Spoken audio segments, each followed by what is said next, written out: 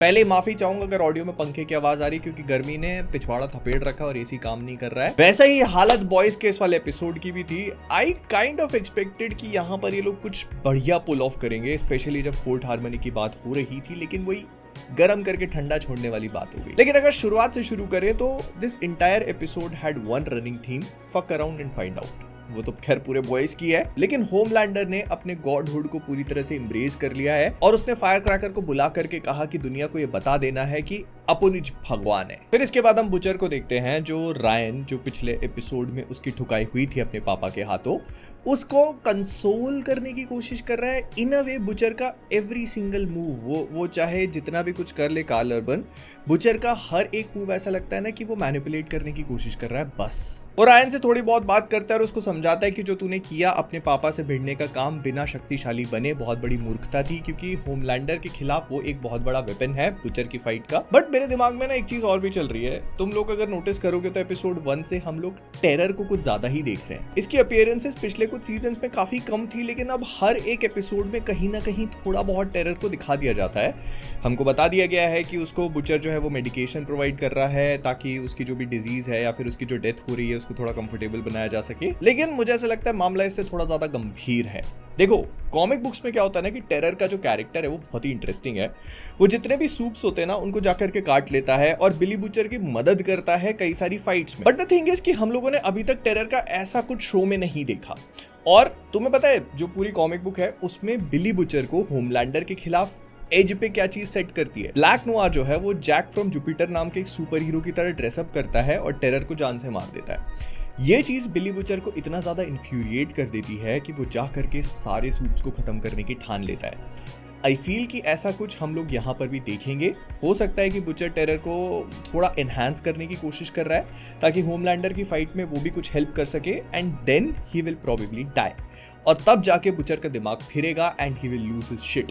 मतलब ऐसा स्पेकुलेट कर रहा हूँ मैं, लेकिन एनीथिंग वुड हैपन। खैर, तो यहाँ पर बुचर और रायन जो है वो Star Wars Empire Strikes Back की बात करते हैं। वो ल्यूक वाला जो होता है, डार्थ वेडर और ल्यूक वाला पूरा सीन। एंड जब मैंने बॉयज को रिवॉच किया ना तो आई फाउंड वन ट्रोप जो हर एक सीजन के कुछ कुछ एपिसोड्स में देखने को मिलती थी कि लोग 2 कदम आगे बढ़ाते हैं और 3 कदम पीछे लेते हैं। This is exactly what happened in this season as well.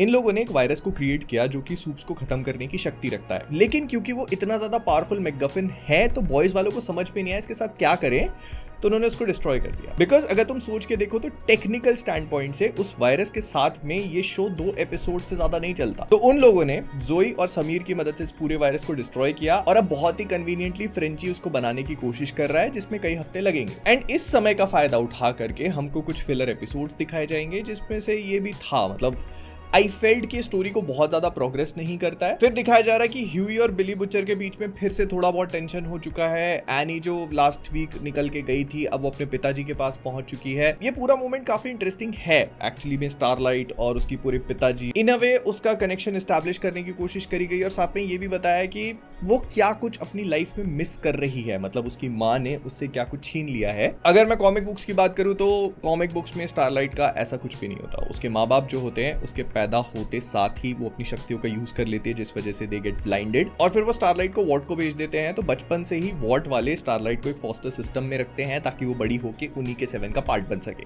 सो उसके पिताजी का उसकी माँ को छोड़ के जाना, इतना सारा emotional angle, it does not exist. फिर सिस्टर सेज जो इस एपिसोड में एक सीन के लिए बस अपीयर होती है या 2 सीन के लिए, आई थिंक वो गे पेंगुइन्स की बात करती है। तो ये एक्चुअली रेफरेंस है एंड टैंगो मेक्स 3 नाम की किताब का, जिसके अंदर 2 पेंगुइन्स की बात करी थी, 2 मेल पेंगुइन्स की बात करी थी जो एक अंडे और एक बच्चे को रेस करते हैं। तो उस किताब को बैन करा दिया गया था कुछ बॉयज की कॉमिक बुक्स की तरह। और फिर वहां पे सोल्जर बॉय आता है जिसको सिस्टर सेज कहती है कि भाई अपने बच्चे के साथ जा, वो फोर्थ हार्मनी जा रहा है, लेकिन यहाँ पर sister says has a plan. I am very sure of it.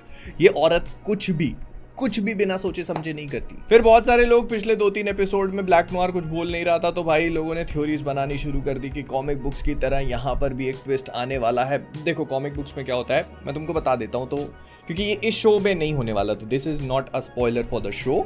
लेकिन अगर तुम कॉमिक बुक्स पढ़ने के मूड में हो और इस बात को नहीं जानते तो थोड़ा सा स्किप कर लेना।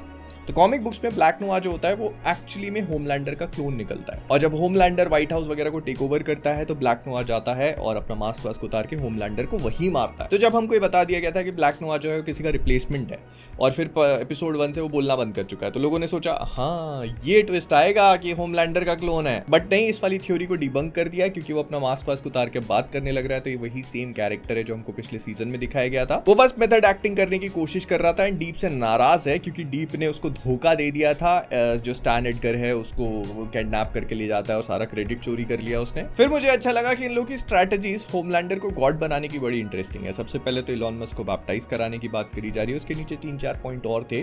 फिर इसके बाद ये देख रहे हैं कि गॉड अगर बनाना है तो जीसस और होमलैंडर एक साथ लिखा हुआ है, और अगर सेटन से कंपेयर करनी है चीजों को तो उसमें आता है DEI। DEI is basically diversity, equity, inclusion. ये जो चीजें हैं इनको ये सेटन के साथ में कंपेयर करे जा रहे हैं। उसके बाद आते हैं ट्रांसजेंडर एथलीट्स, जो अभी ओलंपिक वगैरह वाली सिचुएशन थी उसके ऊपर भी शॉट्स फायर करेगा। और 3rd नंबर पे स्टारलाइट। फिर सोल्जर बॉय होमलैंडर को कंपनी करता है फोर्ट हार्मनी की तरफ।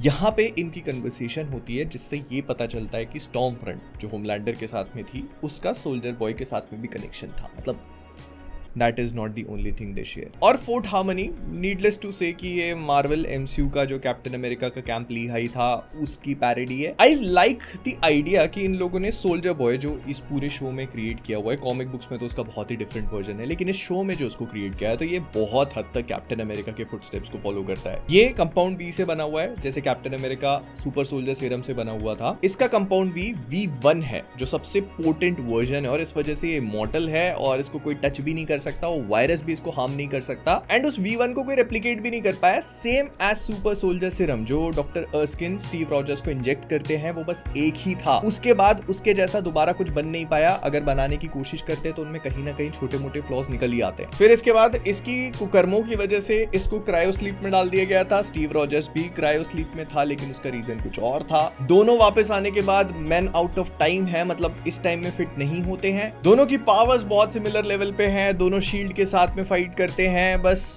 स्टीव रॉजर्स के बच्चे को देखना बाकी। अब जब बॉयज हमारे फोर्ट हार्मनी में पहुंचते हैं तो वहां पता चलता है कि एक पैरासाइट है, इसको टॉक्सोप्लाज्मोसिस बोला गया है, लेकिन I have some news for you, toxoplasmosis इस तरह से काम नहीं करता। इसको तुम एक पैरासाइट समझ सकते हो जो किसी के भी सिस्टम में प्रॉबेबली एरियल रूट से जा रहा है। मतलब जब ये ब्रीद इन कर रहे हैं तो पैरासाइट इनके सिस्टम में पहुंच चुका है और इनकी हेट्रेड को एनहांस कर रहा है, मतलब एक दूसरे से ट्रिगर होते जा रहे हैं लोग। और फ्रेंची उस पूरी चीज से इसीलिए इम्यून है क्योंकि उसने इतने ड्रग्स करे हैं अपने जीवन में कि ये उसको अफेक्ट ही नहीं करता। तो यहाँ पर काफी सिचुएशन एस्केलेट हो जाती है, सब आपस में लड़ने लगते हैं। तो it was good seeing boys versus boys. और दूसरी तरफ ये चीज होमलैंडर को इफेक्ट करती है लेकिन सोल्जर बॉय को नहीं। इसका रीजन बिल्कुल सिंपल है, फ्रेंची को क्यों नहीं कर रही थी, इसी वजह से सोल्जर बॉय को भी नहीं करती। उसने अपनी जिंदगी में ड्रग्स ही तो लिए हैं। बट यहाँ पर एक बहुत ही इंटरेस्टिंग सा रिवील होता है। जब सोल्जर बॉय होमलैंडर को उस चेंबर में बंद करता है तो वहां पर एनरिच्ड यूरेनियम है। ये वीकनेस हमें अभी तक नहीं बताई गई थी कि होमलैंडर उस यूरेनियम के रेडियो एक्टिव कॉन्टैक्ट में आने की वजह से वीकन होने लगता है, जैसे कुछ कुछ सुपरमैन क्रिप्टोनाइट के कॉन्टैक्ट में। टेक्निकली अगर तुम देखो तो सोल्जर बॉय जो अपनी बॉडी से निकालता है ना, वो भी रेडिएशन ही है, और उसकी रेडिएशन के कारण जो दूसरे सूट्स होते हैं उनका कंपाउंड भी वेपराइज हो जाता है,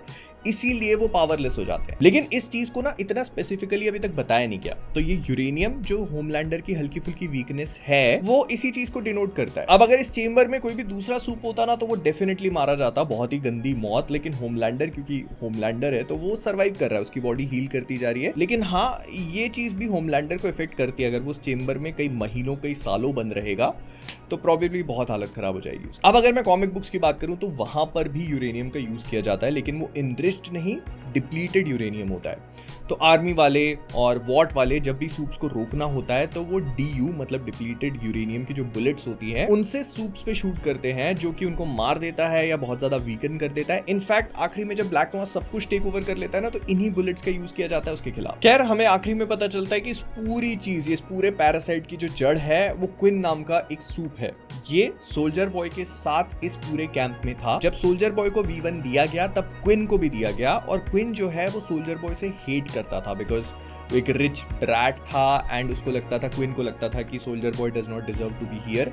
एंड इसी वजह से उसकी जो हेट्रेड है वो उसकी पावर्स में ट्रांसफॉर्म होती चली गई और आज उसकी सिचुएशन इतनी ज्यादा खराब। तो बस फ्रेंच उसको थोड़ा सा मैनिपुलेट करता है, सोल्जर बॉय अपनी पावर्स को ट्रिगर कर देता है, जिस वजह से सामने वाले की वहीं पे मौत हो जाती है। लेकिन इसी टाइम पर होमलैंडर और बिली बुचर के बीच में एक बढ़िया कन्वर्सेशन होती है। पहले ऐसा लगता है कि बिली बुचर जो है उसका पलड़ा भारी है, लेकिन फिर होमलैंडर कहता है कि तेरे पास वायरस नहीं है ना, अगर तेरे पास वायरस होता तो तू यही यूज कर लेता। And this actually makes Homelander even more confident. वो समझ जाता है कि बिली बुचर उसके सामने स्टैंड नहीं कर सकता, हालांकि वो पावरफुल है लेकिन होमलैंडर को हराने जितना नहीं। And with virus out of the picture, Homelander को कोई रोकने वाला नहीं है और ये बात वो जान चुका है। लेकिन यहाँ पर ना बिली एक और बहुत इंटरेस्टिंग चीज बोलता है और वो ये कि तू भगवान बन ले, तू चाहे कुछ भी बन ले, तू उस चीज से भी सेटिस्फाइड नहीं होगा, क्योंकि तेरे अंदर जो एम्प्टीनेस है ना, तू जो अपने अंदर से अपने आप को वीक महसूस करता है ना, उस बात को कोई भी चीज फुलफिल नहीं कर सकती। चाहे तू पूरी दुनिया पे कमांड कर ले, तू गॉड बन जा, लेकिन कभी भी वो सेटिस्फैक्शन नहीं पा पाएगा। Which actually seems true. जब हम इस पूरी चीज का फिनाले देखते हैं, लास्ट में हमें दिखाया जाता है कि होमलैंडर को एक गॉड की तरह प्रोजेक्ट किया जा रहा है, लोग एक्सेप्ट भी कर ले रहे हैं, लेकिन Homelander I guess will not be satisfied. I would definitely say कि मुझे ये वाला एपिसोड ठीक ठाक लगा। मैं समझता हूँ कि उनको 8 एपिसोड्स बनाने हैं, उनके दिमाग में एक एंड गेम है, लेकिन वो 8 एपिसोड्स कवर करने के चक्कर में आपको कुछ थोड़े बहुत फिलर्स डालने पड़ते हैं, कुछ ऐसी चीजें क्रिएट करनी पड़ती हैं जो थोड़ा सा प्लॉट को स्टॉल करें, and this episode was one of them. लेकिन मैं देखना चाहता हूं कि आगे क्या होता है। होमलैंडर अब एक गॉड बन चुका है, एटलीस्ट अपने आप को मान चुका है, तो क्या वो चीज उसे फुलफिल करती है? My guess would be probably not, लेकिन फिर भी मैं देखना चाहता हूं कि उसके बाद वो क्या करेगा। खैर तुम बताना तुम्हें जैसा भी लगा। मैं मिलता हूं तुमसे अगले वाले में। बाय बाय, टाटा। और हाँ, डेयरडेविल एंड इनविंसिबल के बारे में अगर बात करनी है तो मोहित वर्स पे होगी।